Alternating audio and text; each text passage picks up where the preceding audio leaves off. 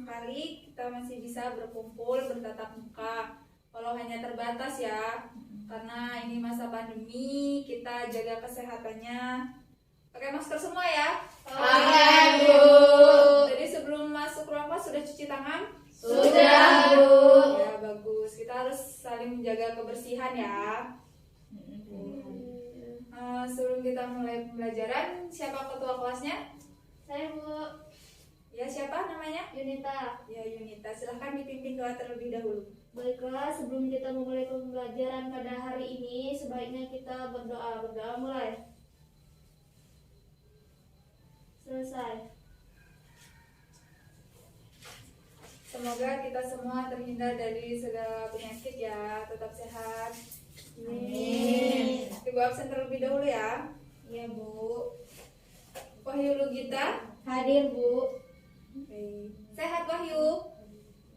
Alhamdulillah sehat, Bu. Yaumil. Hadir, Bu. Sehat Yaumil. Alhamdulillah, Bu, sehat. Sri Rahayu. Hadir, Bu. Sehat kan? Alhamdulillah sehat, Bu. Yunita. Hadir, Bu. Sehat juga Yunita. Alhamdulillah sehat, Bu. Ina Pratama. Hadir, Bu. Ceria sekali Ina ini. Sehat Alhamdulillah, pasti. Bu. Iya, Bu. Mila Anggraini. Hadir, Bu. Sehat Mila. Alhamdulillah. Alhamdulillah kita sehat semua ya. Iya, Bu. Sudah baca materi yang Ibu kirim di WA grup semalam? Belum. Kenapa kok belum dibaca? Semalam mati lampu, Bu. Ada yang mati lampu, ada yang sulitnya banyak. Pegal. Oh, Ina habis liburan. Liburan kemana Ina? Ke pantai dong, Bu. Mantap sekali, Ina nggak ajak-ajak. Pandemi gini kok jalan-jalan Ina ini. Sesekali, Bu, refreshing. Melepas pusing. Aduh, bahaya ini, nggak boleh deket-deket Ina. Materi kita hari ini tentang sholat. Sholat fardu 5 waktu. Ada yang tahu apa itu sholat?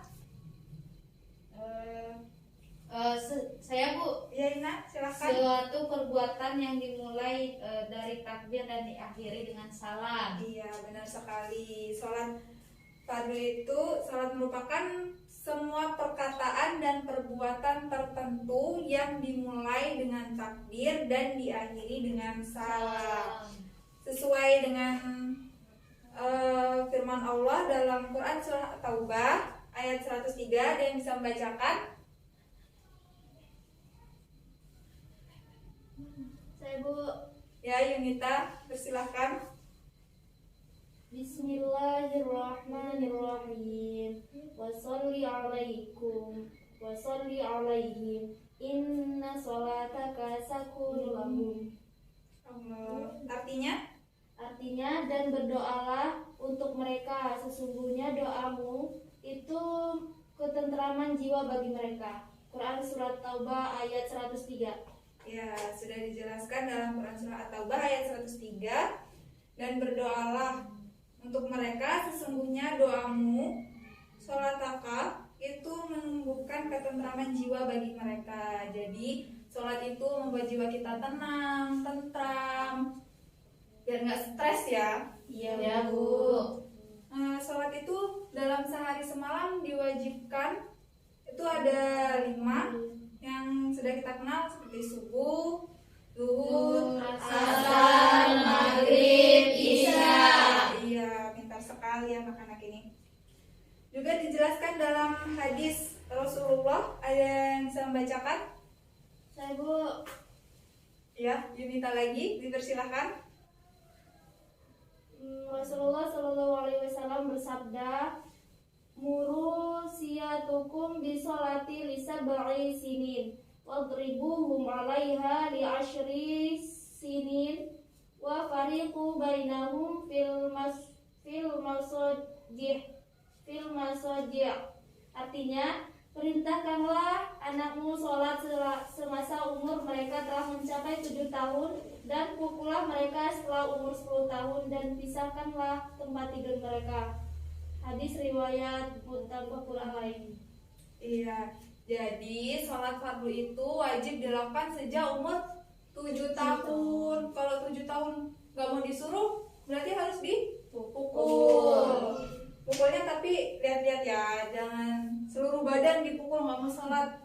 diperingatin pelan-pelan, terus tetap kalau nggak mau dipukul. Iya. Di sini Ibu akan membagi menjadi 3 kelompok.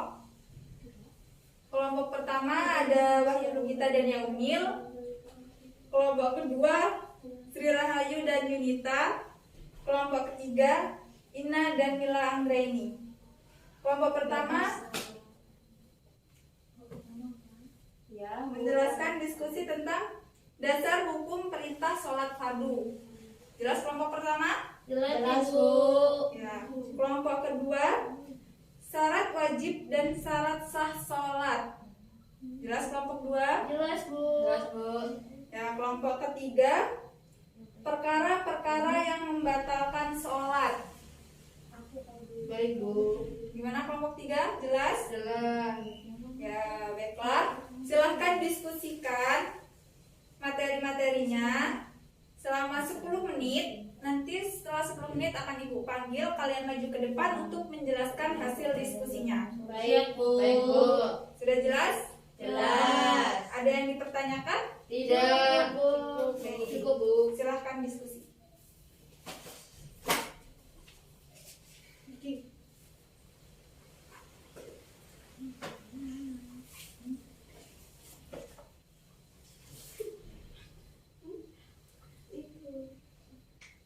Aku baca wajib, kamu baca sah.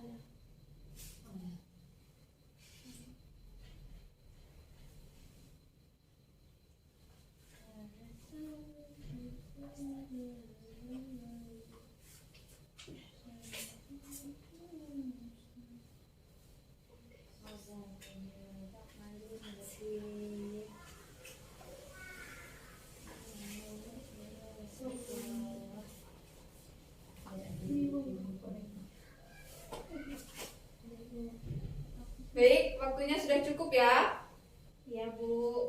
Kelompok 1 silahkan maju ke depan untuk membacakan hasil diskusinya. Baik, Bu.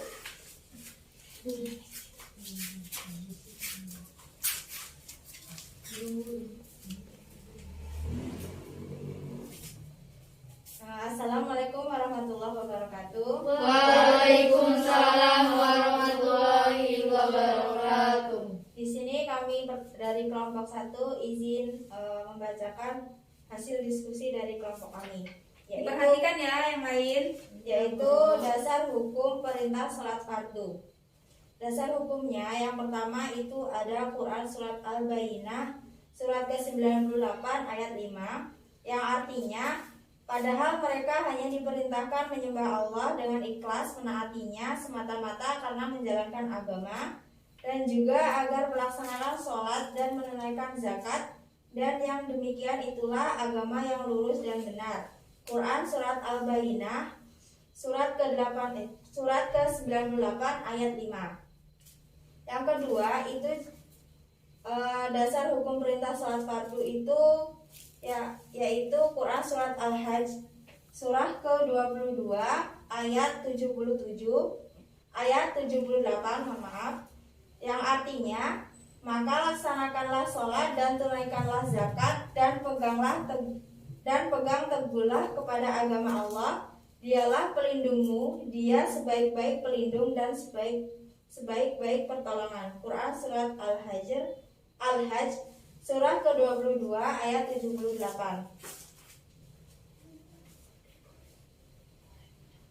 Yang ketiga itu firman Allah Subhanahu wa taala dalam Quran surat An-Nisa ayat 103 yang berbunyi inna sholata kanat 'alal mu'minina kitaban mawquta. Artinya sesungguhnya sholat bagi orang-orang mukmin adalah kewajiban yang sudah ditentukan waktunya.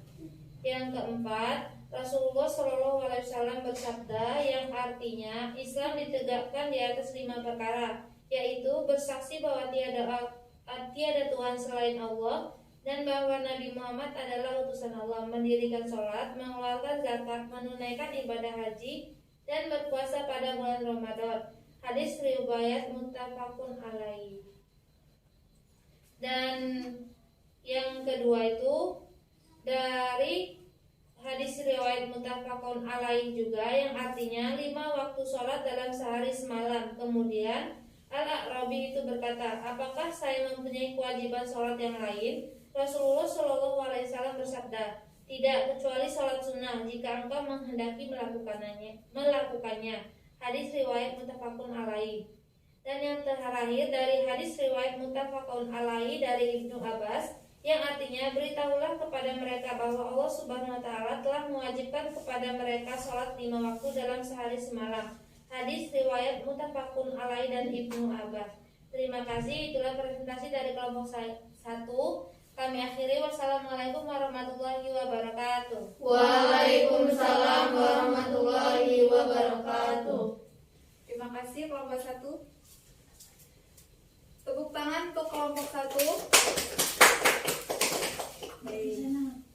Selanjutnya kelompok 2 silakan maju ke depan untuk membacakan hasil diskusinya.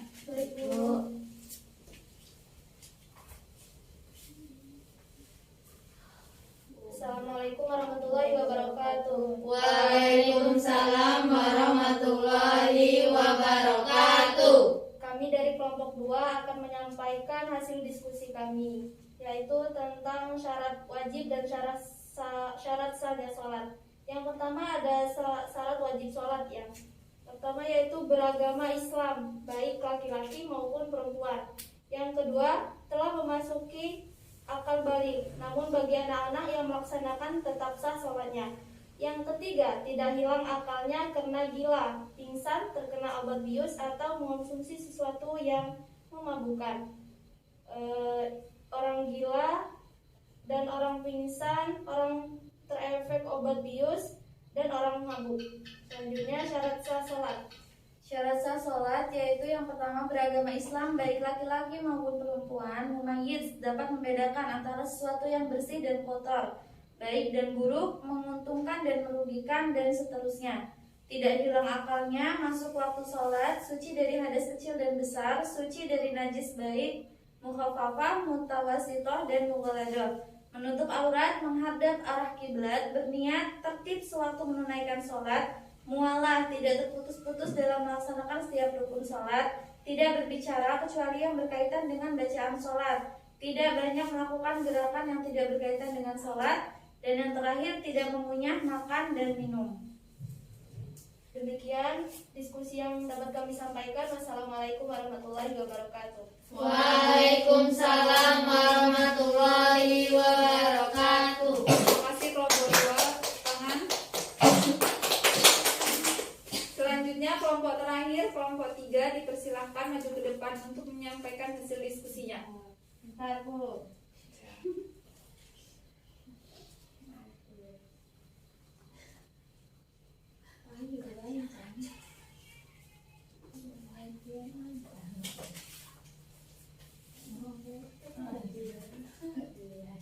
Assalamualaikum warahmatullahi wabarakatuh.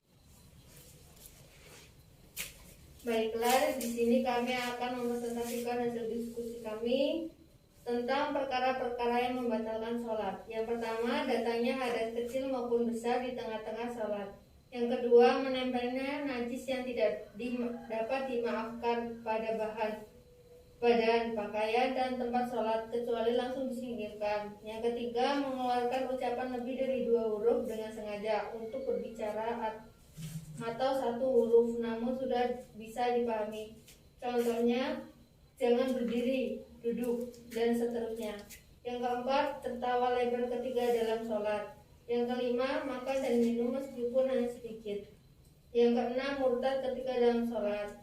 Yang ketujuh, gila ketika dalam sholat.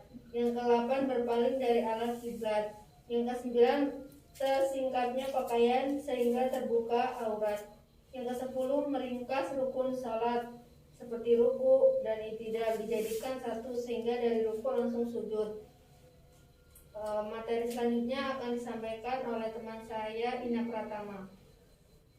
Baiklah, saya izin melanjutkan materi dari saudari Mila Anggraini. Yang ke-11, ragu terhadap niat yang telah dilakukan, misalnya zuhur atau asar. Yang ke-12, mengubah niat dari sholat fardu menjadi sholat lainnya, misalnya sholat zuhur niatnya diganti dengan sholat gerhana matahari. Ke-13, niat keluar dari sholat sebelum sempurna semua rukun-rukunnya. Ke-14, bimbang dalam sholatnya, apakah akan meneruskan atau membatalkannya. Ke-15, menggantungkan pembatalan sholat pada suatu perkara. Contoh, dalam sholat mengatakan jika haid datang saya akan membatalkan sholat. Ke-16, sengaja meninggalkan sholat salah satu rukun sholat. Ke-17, sengaja mengulang-ulang rukun dengan tujuan bersenda gurau. Ke-18, mencampur aduk rukun sholat. Contoh, mendahulukan rukun tertentu dan mengakhirkan yang lain di luar ketentuan. Ke-19, bermakmum pada orang yang sholatnya tidak sah seperti kepada orang kafir. Ke-20, sengaja memanjangkan ruku yang pendek. Kemudian ke-21, mendahului atau tertinggal dua rukun yang berupa perbuatan atau fi'il yang dilakukan imam tanpa uzur. Ke-12, yang ke-22, mengucapkan salam sebelum waktunya. Cukup itu saja yang dapat kami sampaikan. Kami akhiri. Wassalamualaikum warahmatullahi wabarakatuh. Waalaikumsalam warahmatullahi wabarakatuh. Terima kasih kelompok 3. Beri tepuk tangan untuk kelompok 3. Ini sebenarnya yang perkara membatalkan sholat kurang 2 ya. Mengucapkan takbiratul ihram kedua kalinya dengan niat memperbarui sholat. Terus yang keduanya dengan sengaja kembali duduk tasyahud awal pada saat sudah dalam kondisi berdiri. Nah, jadi ada banyak ya perkara yang membatalkan sholat itu, ada 24 ya. Jadi karena sudah tahu apa saja sih gimana hukum melaksanakan sholat, terus syarat wajib dan syarat sahnya sholat. Apa sih bedanya syarat wajib sholat dan syarat sah sholat? Ada yang tahu? Belum tahu. Ya, Yunita silahkan. Yang wajib itu tidak boleh ditinggalkan, tapi yang sunnah itu Sah. Syarat wajib sholat dan syarat sahnya sholat. kurang tahu Bu. Sah itu Bu. Belum tahu. Syarat wajib itu harus wajib dilakukan sebelum sholat, tetapi syarat sah sholat itu harus ada ketika kita dalam keadaan sholat. Maksud? Ya.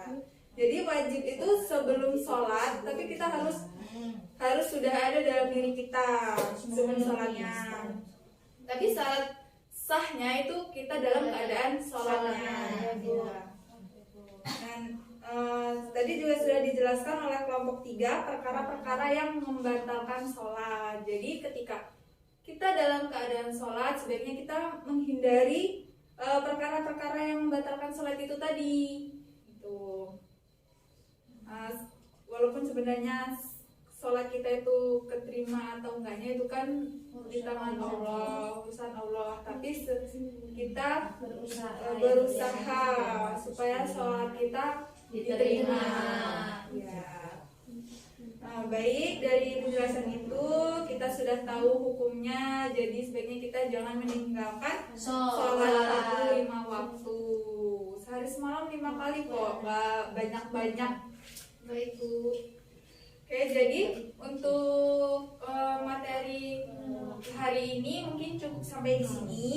Untuk materi minggu depan, kalian pelajari lagi tata cara pelaksanaannya ya. Baik Bu. Dipelajari lagi lebih lengkapnya tata cara pelaksanaan sholat fardunya. Baik, terakhir sekarang ini kita masih dalam masa pandemi, jadi kita sebaiknya menjaga kesehatan. Kalau keluar memakai masker, habis dari luar cuci tangan, bila perlu langsung mandi. Baik Bu. Sebaiknya juga menghindari kerumunan ya. Nah, jangan jalan-jalan lagi. Nah, Baik Bu. ya, nggak masa pandemi ya, bahaya. Ya, mungkin cukup sekian. Ketua kelasnya silahkan dipimpin doa sebelum pulang. Baik Bu. Baiklah, sebelum kita pulang, marilah kita berdoa. Berdoa mulai. Selesai. Terima kasih, sampai ketemu minggu depan. Ibu akhiri, wabillahi taufiq wal hidayah. Wassalamualaikum warahmatullahi wabarakatuh. Waalaikumsalam warahmatullahi wabarakatuh.